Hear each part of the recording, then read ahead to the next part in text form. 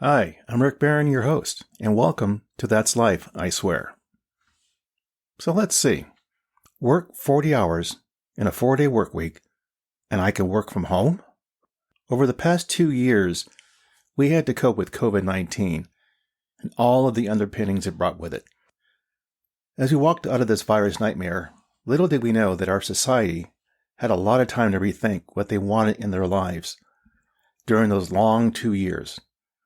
What was top of mind? Part of that rethinking was a new definition of work life. The typical work week and where was about to go through a radical change. Let's jump into this. When you have almost 2 years to do a deep soul search, a lot can happen. In the beginning, we all worked from home, thinking COVID would be a short duration, not having to go into the office, not dealing with the morning traffic, and not to mention the evening rush hour. It was an inconvenience for some, but for the vast majority, it was a nice change. We adjusted to our bedrooms, living rooms, or basement becoming our new office cubes, and Zoom meetings became the norm. Life moved on. Eventually, working from home stretched to another 2 weeks, and then another. Finally, working from home became the new normal, and going back to the office was, well, TBD. As we dug in for the long haul, working from home, many workers started getting, shall I say, very comfortable working from their new home office. The key words that came into play for this new comfort was simple: convenience and less stress on the human psyche. As life moved forward, another adjustment came into play with working from home. Why not give workers the option to work from home instead of being in the office permanently? Better yet, why not move away from conventional thinking and throw the typical 5-day work week out the window and convert 40 hours into a 4-day work week? The typical work week we had grown to know was about to change as well. What caused this new thinking? Many employers were placed in a position where they had no choice but to allow for flexible working conditions during COVID. However, with this sudden shift to working from home and increased hybrid working, we began to hear more and more conversations around work-life balance. With today's technology, many companies can deal with their workforce working from home. When I was working for one company, everyone on my team was all over the world. Canada, England, Germany, Portugal, South America. Working from home was a no-brainer. Unfortunately, the 4-day working week model does not suit every sector. For example, some businesses or professions require a 24/7 presence, which would make a shortened work week not practical, and in some cases, delay work, and then creating longer lead times. So think truck drivers, dealing with keeping the supply chain moving, medical establishments, police and fire departments, airlines, and many more. The idea of a 4-day work week has many benefits. Knowing you could sleep on a Friday, mow the lawn instead of on a Saturday, do your grocery shopping early in the morning to avoid the crowds, which I love to do, having ample time to take your kids to school, and on, and on, and on. You'll be able to have a real, true 3-day weekend. Various 4-day work weeks could be modeled to fit the need. Companies, 4-day work weeks are having a moment, but they appear to be heading into an actual movement. Some companies have adopted a shortened work week. For the most part, the vast majority of employees today generally approve heading towards a 4-day work week on a permanent basis, while some see it as a mixed blessing. Well, you can't please everyone. What is a 4-day work week? Is such an adjustment mean working a flat 32 hours in 4 days, and that's it? If one works past 32 hours, does that call out for overtime pay? Some companies may see a 4-day work week as a means to save costs. On the other hand, an employee may be forced to get their minimum of work done and other work within the 32 hours. Looks great on paper, but a lot still needs to be sorted out. As companies experimented with employees working from home during COVID, many discovered that the convenience of working from home improved the well-being and reduced stress and burnout with their employees without sacrificing productivity. Adjusting to a 4-day workweek provides various benefits to workers that helped during the time of COVID and offered some relief in dealing with parenthood, errands, childcare, and more. This new thinking of the typical workweek conjures methods to be more efficient at work. With fewer hours, the need for numerous meetings comes under scrutiny. Instead of a meeting, perhaps an email will do.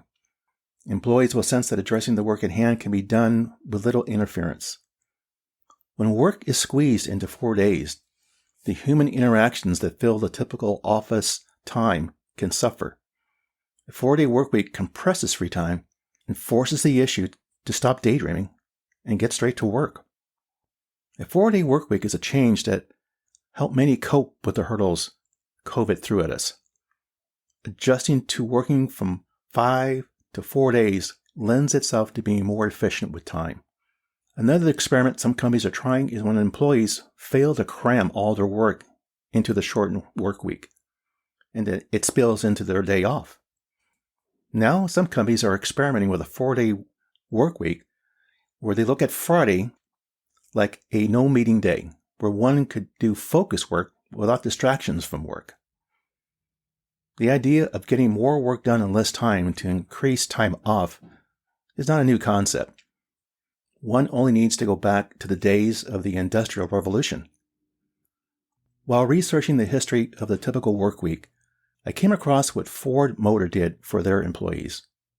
Henry Ford had been contemplating the idea of going from a 6-day work week to a 5-day work week since 1916, before eventually launching it 10 years later in 1926. Some companies reduced weekly work hours below 40 hours during the Great Depression to share what little work was available.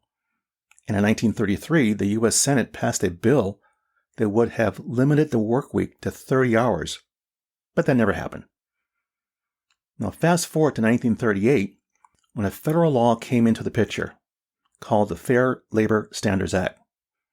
The law proclaimed a minimum wage of 25 cents an hour, a 44-hour work week, and overtime pay of 1.5 times a worker's regular compensation.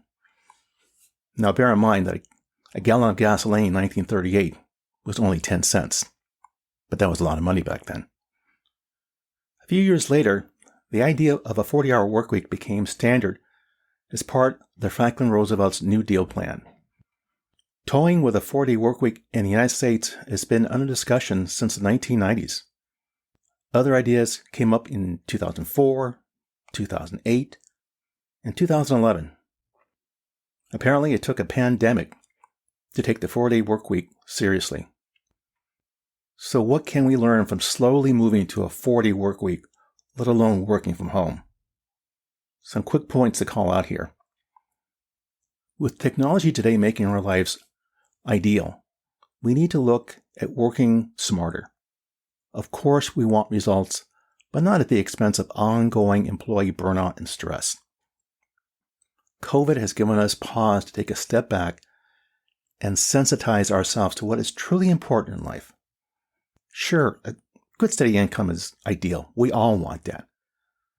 But it's also critical that people have more time to pursue other interests, spend time with their families, and manage their lives. With less employee turnover, a decline in worker burnout, companies could benefit through increased sales and high morale. Cutting to 40 hours within 4 days will give credence to employees and management to focus more on results. A vital key is to migrate to a 4-day workweek, but not reduce pay and benefits. A major shift in how we think about work and approach it is a precursor to standardizing a 4-day workweek. Over the many years people have worked, we've been conditioned to deal with a long, typical 1 to 2 hour drive into the office. For some, it's rushing to the train station and hoping to catch your train on time to travel 45 to 60 minutes to work. Then once in the office, You march to your cubicle with coffee in hand, ready to do battle for another 40-hour, 5-day work week. Over the past 2 years, a restructured work week went a long way in helping people lead a better balance of work and life.